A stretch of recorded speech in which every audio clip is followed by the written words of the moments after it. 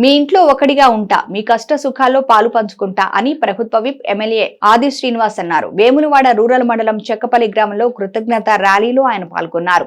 వేములవాడ ఎమ్మెల్యేగా ఎన్నికై మొదటిసారి చెక్కపల్లి గ్రామానికి విచ్చేసిన ప్రభుత్వ విప్ వేములవాడ ఎమ్మెల్యే ఆది శ్రీనివాస్ కు ప్రజలు, కాంగ్రెస్ పార్టీ నాయకులు ఘన స్వాగతం పలికారు. ఈ సందర్భంగా వారు మాట్లాడుతూ, నా విజయానికి అహర్నిశలు కృషి చేసిన చెక్కపల్లి గ్రామ ప్రజానికానికి ప్రత్యేక ధన్యవాదాలు తెలిపారు. ఇంతటి గొప్ప విజయాన్ని కట్టబెట్టిన మీకు రుణపడి ఉంటానన్నారు. మీరు ఓటు వేసి నన్ను ఆశీర్వదిస్తే ప్రభుత్వ పెద్దలు తనకు ప్రభుత్వ విప్ గా మరో మెట్టెక్కించారని అన్నారు. ఎన్నికల ప్రచార సమయంలో మీకు చెప్పినట్టుగానే మీ ఇంట్లో ఒకటిగా ఉంటానని, మీ కష్ట సుఖాల్లో పాలు పంచుకుంటానన్నారు. ఎన్నికల ప్రచారంలో భాగంగా ఇచ్చిన మాట ప్రకారం మొదటగా మహిళలకు ఉచిత బస్సు ప్రయాణం అమల్లోకి వచ్చిందని తెలిపారు. రాజీవ్ ఆరోగ్యశ్రీ పథకం కింద 10 లక్షల రూపాయల వరకు అమలు చేశామన్నారు. నా గెలుపులో భాగస్వామ్యమైన ప్రతి ఒక్కరికి పేరు పేరున ప్రత్యేక కృతజ్ఞతలు తెలిపారు. ఈ కార్యక్రమంలో రూరల్ మండల అధ్యక్షుడు వకుళభరం శ్రీనివాస్, గ్రామ శాఖ అధ్యక్షుడు శ్రీనివాస్ రెడ్డి, మాజీ ఎంపీపీ రంగు వెంకటేశం, కన్నాకర్, రొండి రాజు, మలేశం, ఎస్ఎస్ఎల్ జిల్లా కన్వీనర్ ఎడపల్లి అనిల్, కాదాసు అనిల్, గంగరాజు, తిరుపతి రెడ్డి, రామస్వామి పాల్గొన్నారు.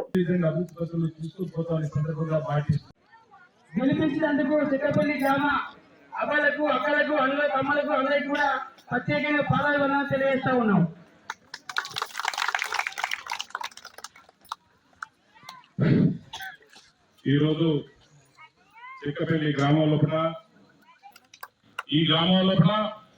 ఆనాడు దాదాపు మహిళా సంఘం సభ్యులందరి కోరిక మేరకు ఈ గ్రామానికి మహిళా సంఘం కోసం 4 గుంటల భూమి కొనిచ్చినటువంటి సీనన్న గారిని మళ్ళీ గెలవంగానే, సీనన్న మీరు ఏదైతే మహిళలకు కొనిచ్చినో భూమి అట్లే ఉన్నది, దయచేసి మరి మీ మహిళా తరఫున అందరూ కూడా మేము కోరడం జరిగింది, మహిళా సంఘం ఏర్పడి ఈయన ఇంటర్నెట్ స్పందించి మీకు మహిళా సంఘాన్ని ఏర్పాటు చేసినందుకు మరి నిశ్చయం తీసుకున్నాడు. కాబట్టి ఈ చెక్కపల్లి మహిళా సోదరి మహిళల తరఫున ప్రత్యేకమైనటువంటి మరి అభినందనలు సీనన్న గారికి తెలుపుతున్నాం. మరి రాబోయే రోజుల్లో కూడా చెక్కపల్లి గ్రామానికి ఎలాంటి సమస్య వచ్చినా మరి ప్రజల మధ్యలో ఉండి చెక్కపల్లి గ్రామ ప్రజలందరూ కూడా ఒకటి అన్న, గతంలో మరి దాదాపు 6 నెలల కింద కావచ్చు పట్టెంల చెక్కపల్లి రోడ్ శాంక్షన్ అని, పంచాయతీ రోడ్ శాంక్షన్ అని చెప్పిర్రు.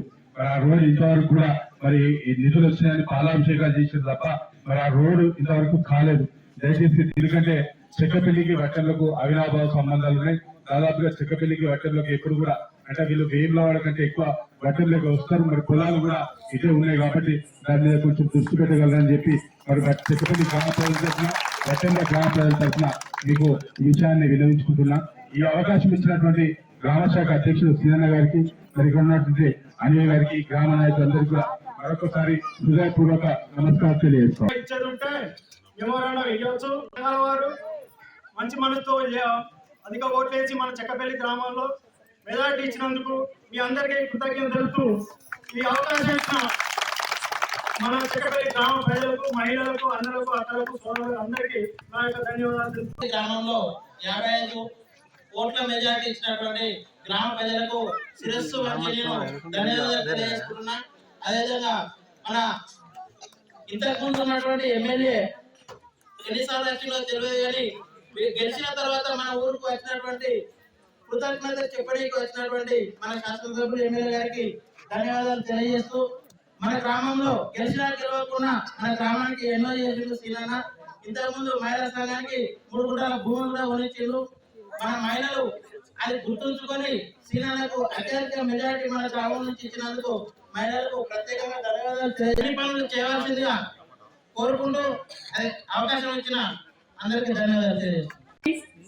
పెద్దలు, ప్రభుత్వ వైపు మన శాసనసభ్యులు, మరి మన చెక్కపల్లి గ్రామ ప్రజలందరూ మరి గెలిపించినందుకు మీ అందరికీ కృతజ్ఞతలు చెప్పడానికి మరి మన గ్రామానికి రావడం, పిల్లలు, పెద్దలు, అన్నలు, అక్కలు అందరికీ ఎంతో గడిల పాలన. ఎమ్మెల్యేలను చూడాలంటే, ఎమ్మెల్యేలను తాకాలంటే కూడా అబ్బో అనే పరిస్థితులే.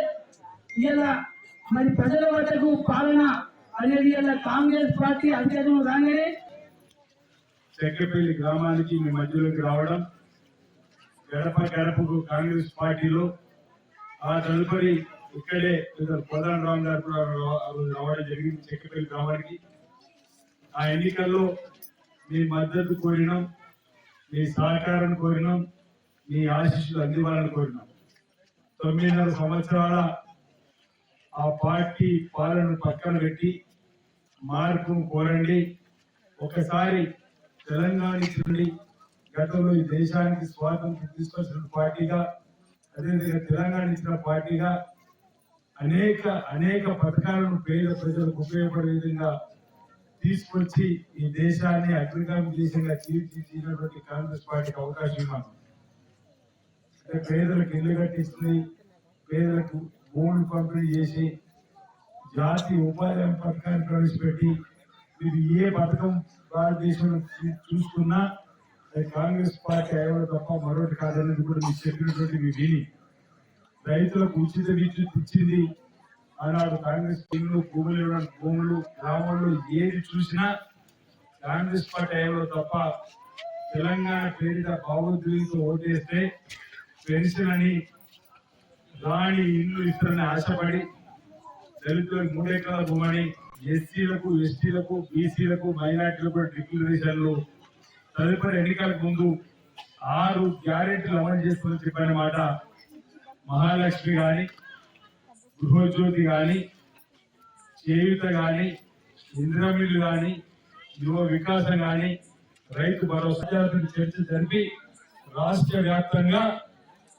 ప్రజలంతా కూడా కాంగ్రెస్ పార్టీ వైపు మొగ్గు చూపిన వేళ చెక్కపల్లిలో కూడా మొదటిసారిగా ఇక్కడ మీరందరూ కూడా కాంగ్రెస్ పార్టీకి అవకాశం ఇద్దాం.